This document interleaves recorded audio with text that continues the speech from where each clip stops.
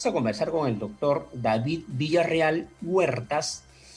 Él es decano del Colegio de Psicólogos de Lima y Callao, a quien le damos la bienvenida. Vamos a conversar sobre el tema de violencia familiar en tiempos de cuarentena. Doctor David Villarreal, ¿cómo está? Muy buenos días. Le saluda Alexis Chévez. Bienvenido a Estéreo Vicha. Buenos días, mi querido amigo, es un gusto saludarlo. Amigos de Estéreo Vía, tengan todos muy buenos días. A sus órdenes para conversar y responder las preguntas que usted estime conveniente.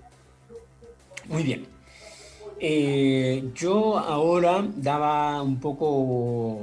mencionaba que la cuarentena no nos ha apartado de un mal que aqueja a nuestra sociedad y que cada vez crece.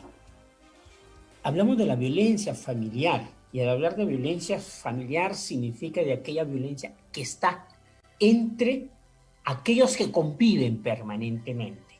Si ya en una vida normal en la que la gente tenía que salir de su casa, ir a trabajar, había una violencia, no nos imaginamos cómo pueda expresarse la violencia ahora cuando hay restricciones, cuarentenas, no se puede salir, pero estas personas que tenían ya relaciones malas tienen que estar conviviendo las 24 horas del día. ¿Qué nos puede decir usted sobre esta situación?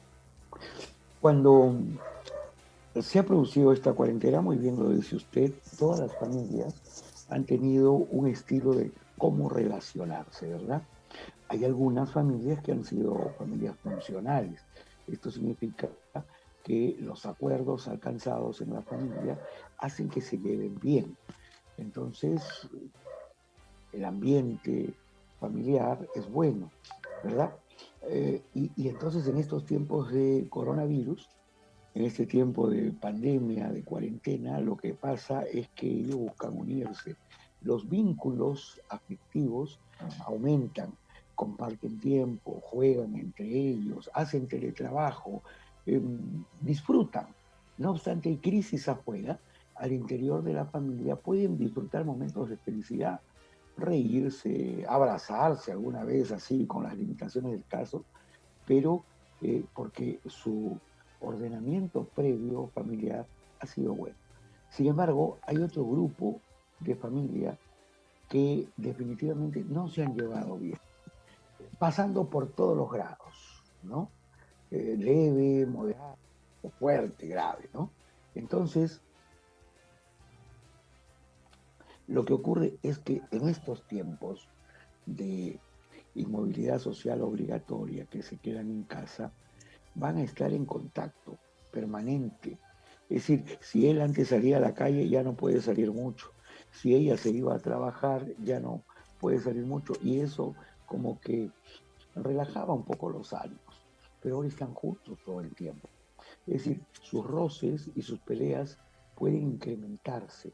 En aquellas familias que tienen solamente un leve malestar, se puede arreglar haciendo acuerdos, pero hay otras familias que tienen el hábito, la costumbre, el estilo, son peleones por naturaleza. Él tiene ganas de pelear, ella también, y la relación se ha acostumbrado de esta manera. Entonces, pelean con todos, con la pareja, con los hijos, y el ambiente familiar se va a convertir en un infierno, haciendo daño a la relación, a las personas que ahí están, a él, a ella y a cada uno de los hijos. Y esto es muy lamentable, mi querido amigo, porque esto se está verificando en estos momentos, ¿no?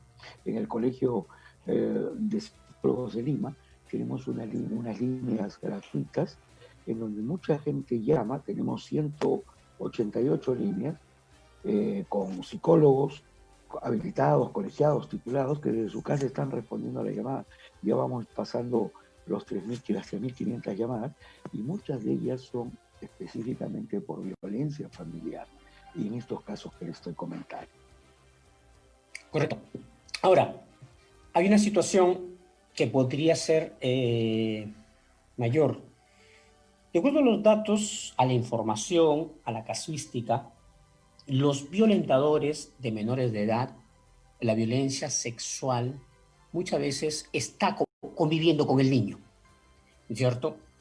Probablemente para un niño, una niña que sufría violencia sexual, cuando llegaba el día y el niño o la niña tenía que irse a la escuela, o el violentador tenía que salir a trabajar, eso representaba probablemente un escape, un alivio temporal durante esas horas, el que iba a la escuela el niño o la niña, o que el sujeto que violenta salía de la casa.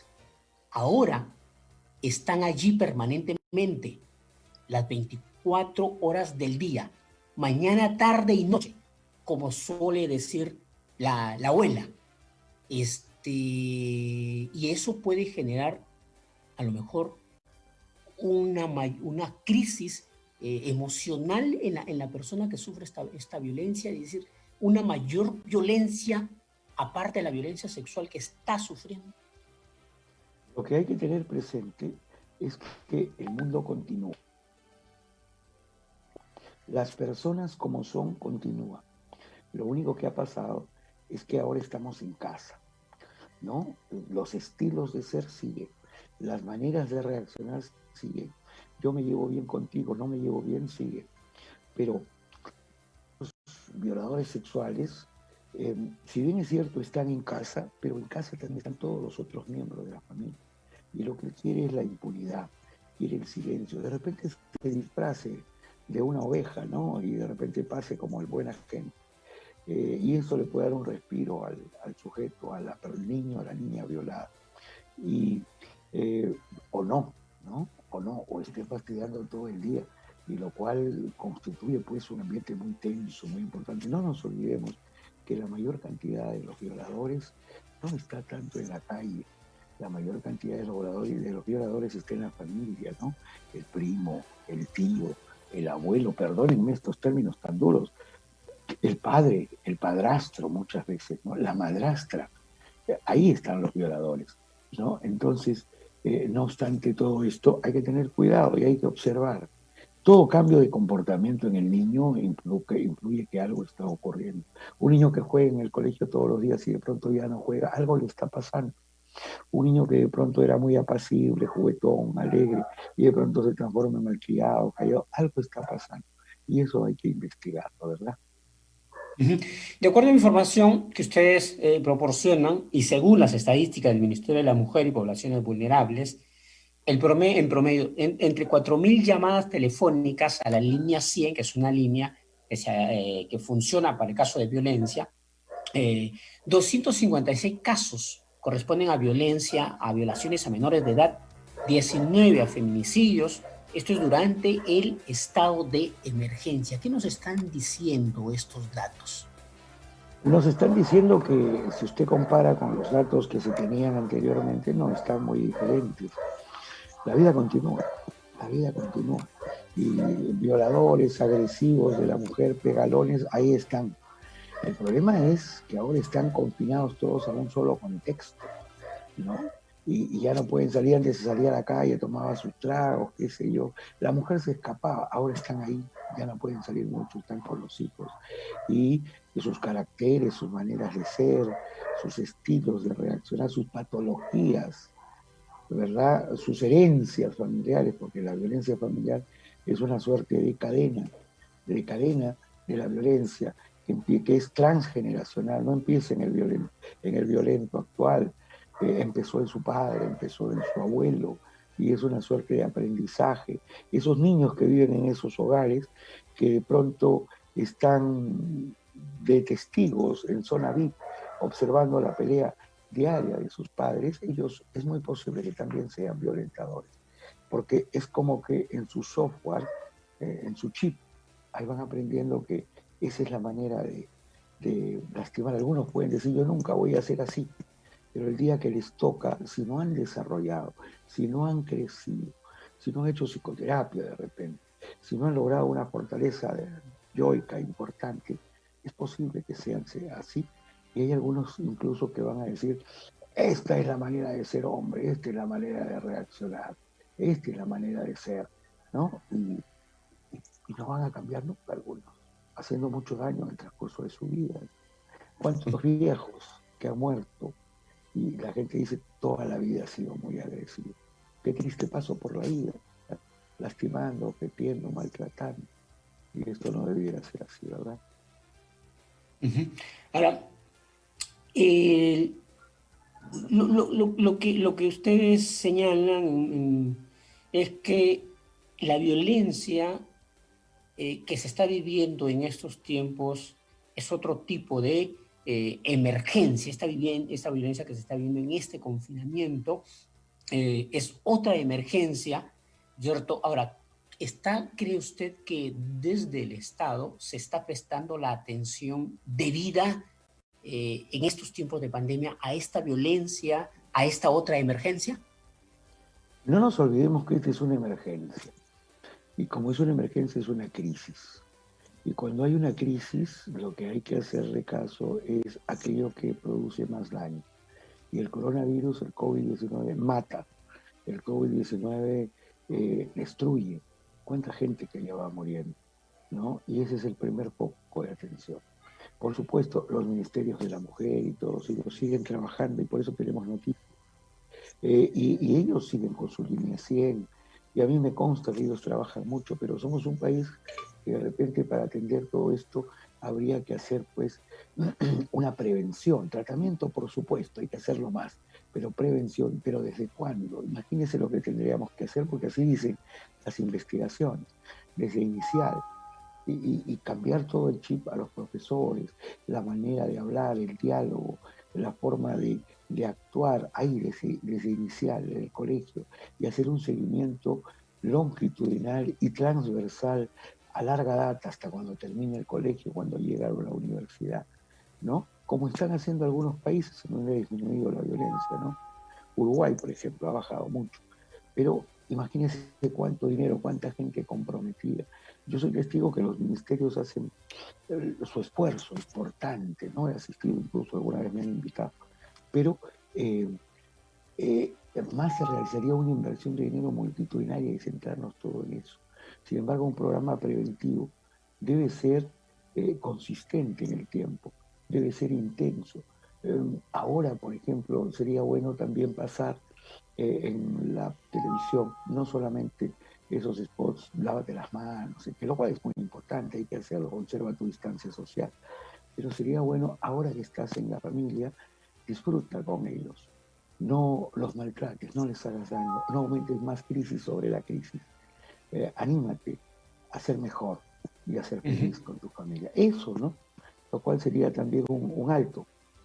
Pero ahora la manera de hacerlo es así, a manera grande, masiva, por los medios de difusión, porque la gente está en casa y eso es lo que llega, ¿no? Las radios, ¿no? Los medios, están sacando, ya no se ve mucho los periódicos, pero las radios, ¿cuál es su compromiso, no? Solamente se dice esto en situaciones cuando alguien muere, etcétera, pero ¿y después? ¿No? Y eso, tratar un tema en esas situaciones, pero ¿y después? Y hay un compromiso de todos, ¿no? Definitivamente medio hablado, escrito, televisivo. Eso debería darse las redes sociales. Pero si usted Sí. revisa, hay poquito. Cuando se dio el anuncio en marzo cuando se da el anuncio del estado de emergencia, la cuarentena, yo leí algo de una publicación de una persona que decía, y cuando se suspenden las clases, perdón, cuando se suspenden las clases, que fue antes del inicio de la cuarentena, que me parece fue el 13, yo leí una publicación de una persona por supuesto desconocida en las redes sociales, que decía, suspendieron las clases, y ahora qué voy a hacer con mis hijos todo el día en mi casa. Entonces, yo lo entendía esto como una forma de violencia y yo a manera de reflexión lo publicaba en mi post personal sobre este anuncio y decía, la escuela y los maestros no son los niñeros de los padres. La escuela tiene otro rol. Pero si una persona dice, ¿qué voy a hacer con mis hijos en su casa? Estamos hablando primero que no hubo, el rol paterno no fue planificado, no fue planificada la planificación familiar, es decir, porque claro, yo no esperaba estos niños y ahora que los tengo me pregunto, ¿y qué hago con estos niños? Y no me queda más que la expulsión parcial diariamente de mandarlos a la escuela. Yo no sé, es una lectura que me generó en ese momento y digo, ¿qué está pasando en las familias? sea, expulsan a sus hijos a la escuela diariamente como una forma, no sé, de deshacerse de algo, y esta también es una violencia, ¿no? Si bien es cierto esa expresión, y ahora que hago con mis hijos, puede entenderse de muchas maneras, ¿no? De un grito desesperado de un padre que no sabe qué hacer por su incapacidad, ¿no? De una broma que quiere gastarle a sus amigos, por ahora que hago con mis hijos, pasando por muchos estadios. Puede significar mucho y todo lo que uno diga son hipótesis, ¿no? Pero es cierto el marco de fondo, que hay muchos padres que de pronto, ahora qué hago con mis hijos, porque no les dedican tiempo, no han aprendido a jugar con ellos, no saben compartir con la familia, o sea, tienen la idea de que ser padre es trabajar y darles plata para que vayan al colegio, comprarles ropa, alimentarlos, vestir. Y eso no es ser papá. Y algunos dicen todavía, te doy todo, y esa es la expresión, pero si tú tienes todo, tienes comida, y eso no es todo. Al padre tiene que ser un buen comunicador con sus hijos, lo que antes es amigo de tus hijos. Tienes que ser amigo de sus amigos, salir con él, con ella, jugar con él, irte al suelo a jugar, estimularlo en sus logros, estoy orgulloso de ti, darle afecto, decirle todo el día, te amo, te quiero, llamarlo por teléfono por lo menos unas 3 veces al día a cada uno de ellos, de sus hijos, ser amigo de sus amigos, conocer a sus amigos, llevarlo al fútbol, a un concierto cuando está chico, salir con toda la familia, darle el ejemplo de que eres un buen papá. Un día se van a visitar a la abuela, vamos a comprar esto para la abuela, para el abuelo. Abrazar a sus padres, a los abuelos, y que ellos lo vean, porque así como uno es con los padres, así va a ser nuestros hijos con nosotros. Pero si no, no quiero ver a mi mamá, Ciara, no contestes, es mi mamá. Me estoy evadiendo a mis padres y así van a ser con nosotros. Darles ejemplo de vida. Los padres son maestros, saber controlar mis impulsos delante de ellos, tener actitudes buenas, solidarias, vamos a regalar eso a ese niño que lo necesita, ¿verdad? Todo eso es ser papá y mucho más, desde luego. Pero si él no ha entendido eso, si él no ha entendido eso, qué lamentable, ¿verdad?